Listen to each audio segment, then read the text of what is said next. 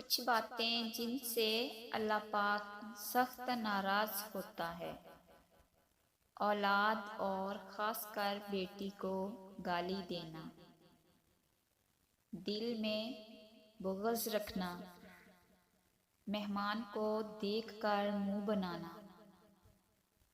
اذان کے وقت کام میں مصروف رہنا، ماں باپ کی عقل کو کوسنا، نماز کے بعد دعا نہ مانگنا، دسترخوان پہ باتیں کرنا، کھڑے ہو کر پانی پینا، وضو کی حالت میں کفر کے الفاظ ادا کرنا، اچھی باتیں دوسروں تک پہنچانا بھی صدقہ جاریہ ہے۔